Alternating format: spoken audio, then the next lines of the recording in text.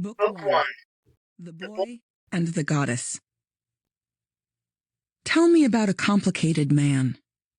Muse, tell me how he wandered and was lost when he had wrecked the holy town of Troy, and where he went, and who he met, the pain he suffered in the storms at sea, and how he worked to save his life and bring his men back home. He failed to keep them safe, poor fools. They ate the sun god's cattle, and the god kept them from home.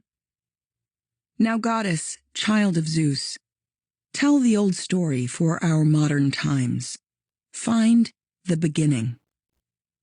All the other Greeks who had survived the brutal sack of Troy sailed safely home to their own wives, except this man alone. Calypso, a great goddess, had trapped him in her cave. She wanted him to be her husband. When the year rolled round in which the gods decreed he should go home to Ithaca, his troubles still went on. The man was friendless. All the gods took pity, except Poseidon's anger never ended until Odysseus was back at home. But now the distant Ethiopians, who live between the sunset and the dawn, were worshipping the sea god with a feast, 100 cattle and 100 rams. There sat the god, delighting in his banquet. The other gods were gathered on Olympus, in Father Zeus's palace. He was thinking of fine, well-born Aegisthus, who was killed by Agamemnon's famous son Orestes. He told the deathless gods, "This is absurd, that mortals blame the gods. They say we cause their suffering, but they themselves increase it by folly." So Aegisthus overstepped. He took the legal wife of Agamemnon, then killed the husband when he came back home, although he knew that it would doom them all. We gods had warned Aegisthus. We sent down perceptive Hermes, who flashed into sight and told him not to murder Agamemnon or court his wife. Orestes would grow up and come back to his home to take revenge. Aegisthus would not hear that good advice. But now his death has paid all debts. Athena looked at him steadily and answered, "Father, he did deserve to die. Bring death to all who act like him. But I am agonizing about Odysseus and his bad luck. For too long he has suffered with no friends, sea all around him, sea on every side, out on an island where a goddess lives, daughter of fearful Atlas, who holds up the pillars of the sea and knows its depths. Those pillars keep the heaven and earth apart. His daughter holds that poor, unhappy man, and tries beguiling him with gentle words to cease all thoughts of Ithaca. But he longs to see even just the smoke that rises from his own homeland, and he wants to die. You do not even care, Olympian. Remember how he sacrificed to you on the broad plain of Troy beside his ships? So why do you dismiss Odysseus?" "Daughter," the cloud god said, "you must be joking, since how could I forget Odysseus? He is more sensible than other humans, and makes more sacrifices to the gods. But Lord Poseidon rages, unrelenting, because Odysseus destroyed the eye of godlike Polyphemus, his own son, the strongest of the Cyclopes, whose mother, Thoosa, is a sea nymph, child of Phorcys, the sea king, and she lay beside Poseidon in a hollow cave. So now Poseidon prevents Odysseus from reaching home, but does not kill him. Come then, we must plan. How can he get back home? Poseidon must give up his anger, since he cannot fight alone against the will of all the gods." Athena's eyes lit up, and she replied, "Great Father, if the blessed gods at last will let Odysseus return back home, then hurry, we must send our messenger Hermes, the giant slayer. He must swoop down to Ogygia right away and tell the beautiful Calypso we have formed a firm decision that Odysseus has waited long enough. He must go home. And I will go to Ithaca to rouse the courage of his son and make him call a meeting and speak out against the suitors who kill his flocks of sheep and longhorn cattle unstoppably. Then I will send him off to Pylos and to Sparta to seek news about his father's journey home and gain a noble reputation for himself." With that, she tied her sandals on her feet, the marvelous golden sandals that she wears to travel sea and land as fast as wind. She took the heavy bronze-tipped spear she uses to tame the ranks of warriors with whom she is enraged. Then, from the mountain down, she sped to Ithaca and stopped outside Odysseus's court, bronze spear in hand. She looked like Mentes now, the Taphian leader, a guest friend. There she found the lordly suitors sitting on hides, they killed the cows themselves, and playing checkers. Quick, attentive house slaves were waiting on them. Some were mixing wine with water in the bowls, and others brought the tables out and wiped them off with sponges, and others carved up heaping plates of meat. Telemachus was sitting with them, feeling dejected. In his mind he saw his father coming from somewhere, scattering the suitors, and gaining back his honor and control of all his property. With this in mind, he was the first to see Athena there. He disapproved of leaving strangers stranded, so he went straight to meet her at the gate, and shook her hand, and took her spear of bronze, and let his words fly out to her. "Good evening, stranger, and welcome. Be our guest. Come share our dinner, and then tell us what you need." He led her in, and Pallas followed him. Inside the high-roofed hall, he set her spear beside a pillar in a polished stand in which Odysseus kept stores of weapons. And then he led her to a chair and spread a smooth embroidered cloth across the seat and pulled a footstool up to it. He sat beside her on a chair of inlaid wood, a distance from the suitors, so their shouting would not upset the stranger during dinner. Also to ask about his absent father. A girl brought washing water in a jug of gold and poured it on their hands and into a silver bowl and set a table by them. A deferential slave brought bread and laid a wide array of food, a generous spread. The carver set beside them plates of meat of every kind and gave them golden cups. The cup-boy kept on topping up the wine. The suitors sauntered in and sat on chairs, observing proper order, and the slaves poured water on their hands. The house girls brought baskets of bread and heaped it up beside them, and house boys filled their wine bowls up with drink. They reached to take the good things set before them. Once they were satisfied with food and drink, the suitors turned their minds to other things, singing and dancing, glories of the feast. A slave brought out a well-tuned lyre and gave it to Phemius, the man the suitors forced to sing for them. He struck the chords to start his lovely song. Telemachus leaned in close to Athena, so they would not hear, and said, "Dear guest, excuse my saying this. These men are only interested in music, a life of ease. They make no contribution. This food belongs to someone else, a man whose white bones may be lying in the rain or sunk beneath the waves. If they saw him return to Ithaca, they would all pray for faster feet, instead of wealth and gold and fancy clothes. In fact, he must have died. We have no hope. He will not come back home. If someone says so, we do not believe it. But come now, tell me this and tell the truth. Who are you? From what city and what parents? What kind of ship did you here arrive on? What sailors brought you here, and by what route? You surely did not travel here on foot. Here is the thing I really want to know. Have you been here before? Are you a friend who visited my father? Many men came to his house. He traveled many places." Athena's clear, bright eyes met his. She said, "Yes, I will tell you everything. I am Mentes, the son of wise Anchialus, lord of the Taphians, who love the oar. I traveled with my ship and my companions over the wine-dark sea to foreign lands, with iron that I hope to trade for copper and Temesy. My ship is in the harbor far from the town, beneath the woody hill. And you and I are guest friends through our fathers from long ago. Laertes can confirm it.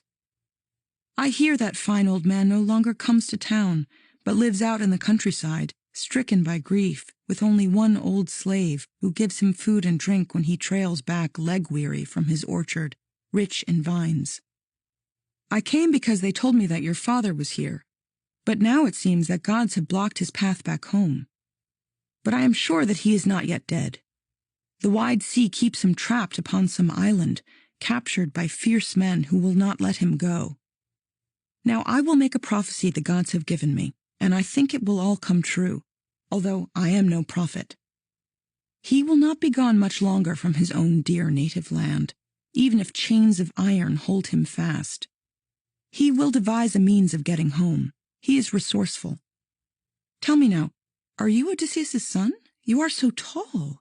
Your handsome face and eyes resemble his. We often met and knew each other well before he went to Troy, where all the best leaders of Argos sailed in hollow ships. From that time on, we have not seen each other. Telemachus was careful as he answered, Dear guest, I will be frank with you. My mother says that I am his son, but I cannot be sure, since no one knows his own begetting. I wish I were the son of someone lucky, who could grow old at home with all his wealth. Instead, the most unlucky man alive is said to be my father, since you ask. Athena looked at him with sparkling eyes. Son of Penelope, you and your sons will make a name in history, since you are so clever. But now tell me this. Who are these banqueters, and what is the occasion? A drinking party or a wedding feast? They look so arrogant and self-indulgent, making themselves at home. A wise observer would surely disapprove of how they act. Telemachus said moodily, My friend, since you have raised the subject, there was once a time when this house here was doing well, our future bright, when he was still at home. But now the gods have changed their plans and cursed us, and cast my father into utter darkness. If he had died, it would not be this bad. If he had fallen with his friends at Troy, or in his loved one's arms when he had wound the threads of war to end. The Greeks would then have built a tomb for him. He would have won fame for his son. But now the winds have seized him, and he is nameless and unknown.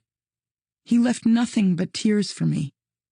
I do not weep only for him. The gods have given me so many other troubles. All the chiefs of Same, Zacynthus, Dulichium, and local lords from rocky Ithaca are courting mother, wasting our whole house. She does not turn these awful suitors down, nor can she end the courting. They keep eating, spoiling my house, and soon they will kill me. Athena said in outrage, This is monstrous.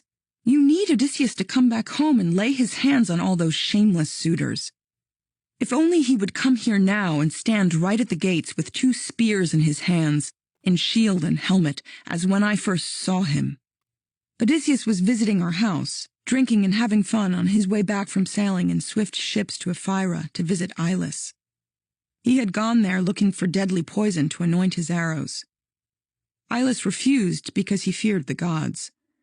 My father gave Odysseus the poison, loving him blindly. May Odysseus come meet the suitors with that urge to kill.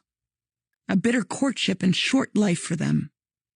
But whether he comes home to take revenge or not is with the gods. You must consider how best to drive these suitors from your house. Come, listen carefully to what I say. Tomorrow, call the Achaean chiefs to meeting and tell the suitors, let the gods be witness. All of you go away to your own homes. As for your mother, if she wants to marry, let her return to her great father's home. They will make her a wedding and prepare abundant gifts to show her father's love. Now here is some advice from me for you. Fit out a ship with 20 oars, the best, and go find out about your long-lost father. Someone may tell you news, or you may hear a voice from Zeus, best source of information. First go to Pylos. Question godlike Nestor.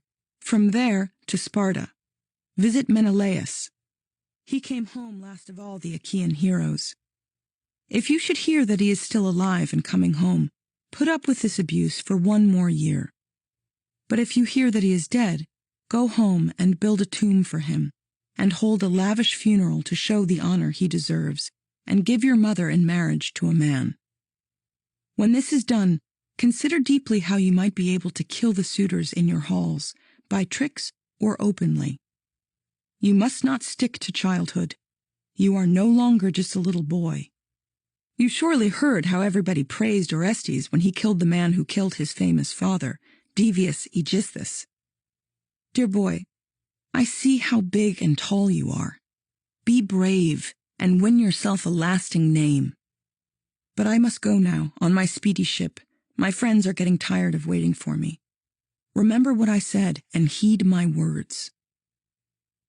Telemachus was brooding on her words and said, Dear guest, you were so kind to give me this fatherly advice. I will remember. I know that you are eager to be off, but please enjoy a bath before you go and take a gift with you. I want to give you a precious, pretty treasure as a keepsake to mark our special friendship. But the goddess Athena met his gaze and said, Do not hold me back now. I must be on my way. As for the gift you feel inspired to give me, save it for when I come on my way home, and let me give you presents then as well in fair exchange. With that, the owl-eyed goddess flew away like a bird, up through the smoke. She left him feeling braver, more determined, and with his father even more in mind. Watching her go, he was amazed and saw she was a god. Then, godlike, he went off to meet the suitors. They were sitting calmly, listening to the poet, who sang how Athena cursed the journey of the Greeks as they were sailing home from Troy. Upstairs, Penelope had heard the marvelous song. She clambered down the steep steps of her house, not by herself. 2 slave girls came with her. She reached the suitors looking like a goddess, then stopped and stood beside a sturdy pillar, holding a gauzy veil before her face. Her slave girls stood, one on each side of her. In tears, she told the holy singer, Stop, please, Phemius. You know so many songs, enchanting tales of things that gods and men have done, the deeds that singers publicize. Sing something else, and let them drink in peace. Stop this upsetting song that always breaks my heart so I can hardly bear my grief. I miss him all the time, that man, my husband, whose story is so famous throughout Greece. Sullen Telemachus said, Mother, no, you must not criticize the loyal bard for singing as it pleases him to sing. Poets are not to blame for how things are. Zeus is. He gives to each as is his will. Do not blame Phemius because he told about the Greek disasters. You must know the newest song is always praised the most. So steel your heart and listen to the song. Odysseus was not the only one who did not come back home again from Troy. Many were lost. Go in and do your work. Stick to the loom and distaff. Tell your slaves to do their chores as well.